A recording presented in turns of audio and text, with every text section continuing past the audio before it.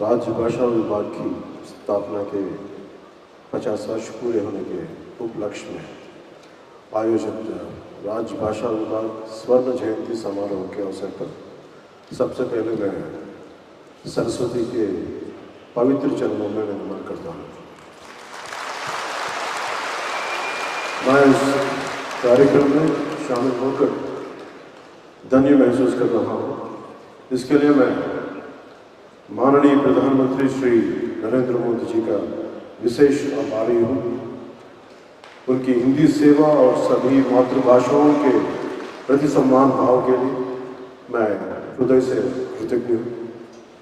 मैं माननीय गृह मंत्री श्री अमित शाह जी का हार्दिक आभारी हूँ। मैं इस कार्यक्रम के मुख्य अतिथि माननीय केंद्रीय कोयला एवं खान मंत्री श्री किशन रेड्डी जी तथा राज्यसभा के उपसभापति महोदय श्री हरिवंश जी का हार्दिक स्वागत करता हूँ।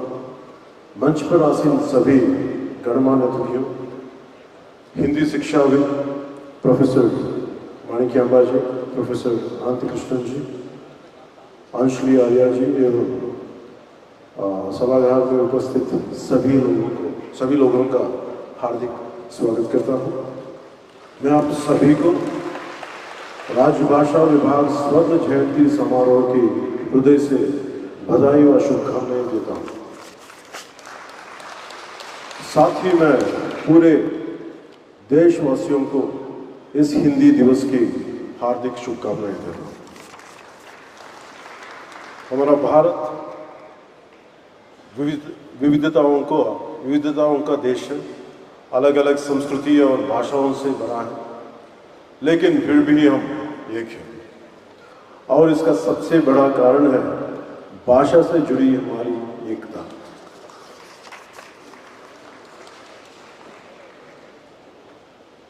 वो कहते हैं ना, कोस कोस पर बदले पानी, चार कोस पे वाणी। ऐसा ही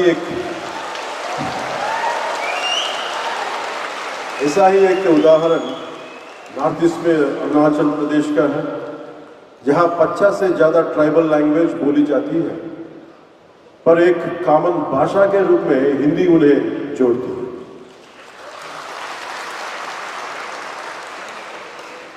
हिंदी से जुड़ा एक दिलचस्प किस्सा याद आता है। बात ब्रिटिश शासन की है। उस समय यूरोप से कुछ मिशनरी भारत आए। उन्होंने आंध्र प्रदेश के एक विद्वान गिड़गू राममूर्ति पंतलू से एक आदिवासी भाषा सीखी। नाम था सबर भाषा। फिर उसी भाषा में धार्मिक किताबों में अनुवाद किया। सोचिए, जब विदेशी लोग हमारी भाषाएं सीख सकते हैं। हम जर्मनी जाते हैं कमाने के लिए तो जर्मन सीखते हैं, जापान जाते हैं तो जापानी। तो हम अपनी ही हिंदी भाषा से इतना डरते क्यों? ये डर क्यों? छुपा क्यों? झिझक क्यों? हम ये नफरत छोड़नी चाहिए, झिझक छोड़नी है। हिंदी कोई जबरदस्ती की चीज नहीं है। ये एक ऐसी भाषा है जो पूरे देश में आसानी से समझी जाती है। सोचिए, जब हमें नौकरी में फायदा चाहिए होता है या सोशल मीडिया पर पॉपुलर होना है, तब हम हिंदी का खूब इस्तेमाल करते हैं।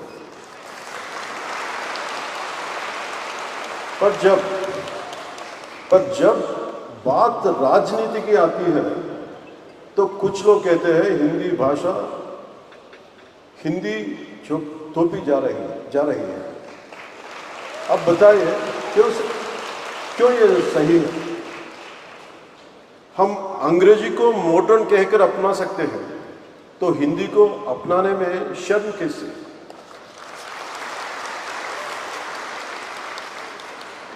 हमारे भारत रत्न डॉक्टर अब्दुल कलाम जी तमिलनाडु से थे।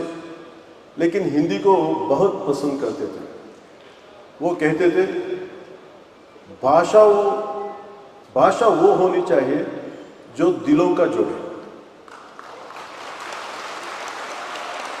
तो आइए हिंदी को भी इसी नजरिया से देखें, ना तो जबरदस्ती करें ना विरोध, बस समझो और अपनाएं।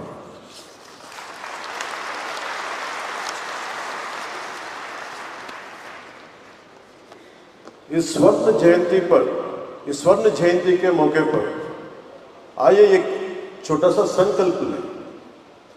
हिंदी से प्रेम करेंगे, अपनाएंगे और आगे बढ़ाएंगे। मैं कुछ पंक्ति में तेलुगु में बोलने के लिए अनुमति दीजिए।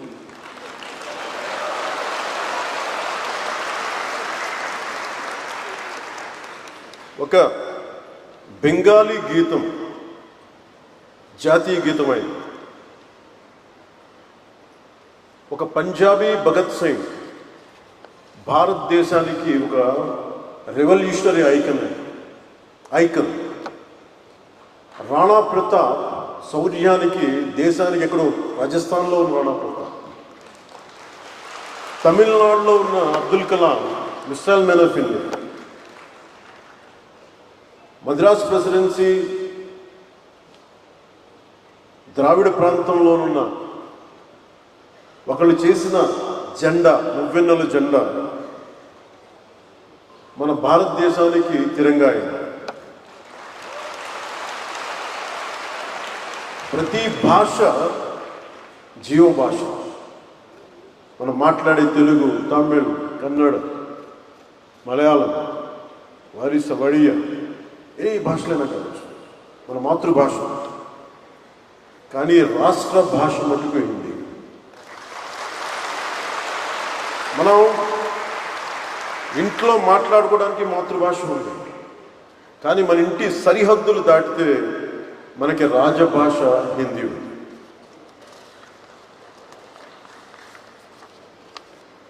ప్రపంచం మొత్తం విడిపోవడానికి కారణాలు వెతుక్కుంటాం, కానీ మన దేశం మొత్తం ఈ రోజున కలవడానికి, ఏకం కావడానికి ఈ రోజున మన రాష్ట్ర భాషని వెతుక్కుంటాం, అది హిందీ అయ్యింది.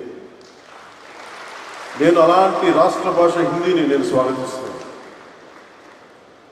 ద్రావిడ భాషలు కావచ్చు, తెలుగు, తమిళ్, కన్నడ, మలయాళం, ఏ భాషలు కావచ్చు, దేశంలోని అన్ని భాషలు కావచ్చు, మన మాతృభాష మీద మన గౌరవం ఉంటుంది. మన మాతృభాష అమ్మ అయితే, మన అమ్మ భాష అయితే దాని మన పెద్దమ్మ భాష హిందీ. విద్య, వైద్యం,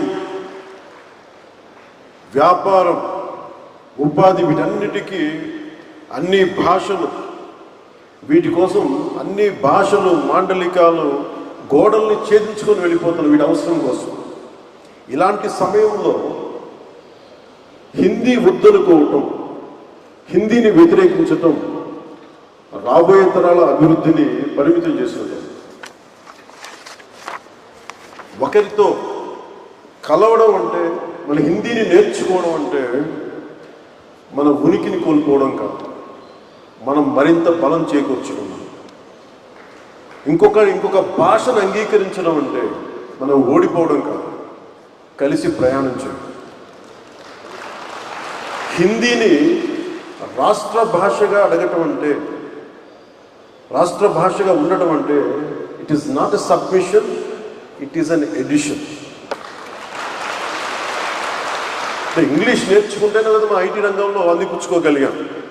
అలాంటిది దేశం మొత్తం మీద హైయెస్ట్ పాపులేషన్ మాట్లాడే థర్డ్ హైయెస్ట్ లాంగ్వేజ్ ఉంది. మరి దాన్ని నేర్చుకోవడంలో అడ్వాంటేజెస్ ఉన్నాయి కానీ డిసడ్వాంటేజ్ ఎప్పుడు చూడండి. ఉర్దూని యాక్సెప్ట్ చేసి, పర్షియన్ని యాక్సెప్ట్ చేసి, ఉర్దూని యాక్సెప్ట్ చేసి హిందీని మీరు మా మీద రుద్దుతున్నారనేది చాలా చాలా అవివేకం అనిపిస్తుంది. If you could accept Urdu, why don't we accept Hindi? What is the problem?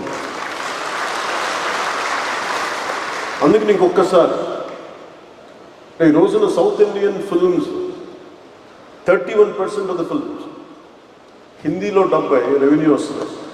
వ్యాపారానికి హిందీ కావాలి, వ్యాపారానికి హిందీ కావాలి, నేర్చుకోవడానికి హిందీ ఇబ్బంది. That's my question always. అందుకని నేను మనస్ఫూర్తిగా 2000 ఎప్పుడో ఒక సినిమా చేసినప్పుడు, ఒక సినిమా కుషియన్ సినిమా చేసినప్పుడు, that is my commitment to my రాష్ట్ర భాష. నా భాష ఇది, నా హిందీ. ఈ మేరా జహాన్ ఎందుకు పెట్టానంటే ఆ రోజు నాకున్న హిందీ రాష్ట్ర భాష మీద నాకు ఇది ఎందుకు ఒక తెలుగు సినిమాలో హిందీ పాట ఎందుకు పెట్టాల్సి వచ్చిన అవసరం వచ్చిందంటే, ఇది మాతృభాష నా తెలుగు అయితే నా రాష్ట్ర భాష హిందీ చెప్పడానికి చేశాను. అందుకనే వన్ మోర్ టైం ఈ ప్రత్యేకమైన రోజున ఇంకొకసారి శపథం తీసుకుని इस स्वर्ण जयंती के मौके पर आइए एक छोटा सा संकल्प लें, हिंदी से प्रेम करेंगे, अपनाएंगे और आगे बढ़ाएंगे. धन्यवाद. जय हिंद, जय भारत.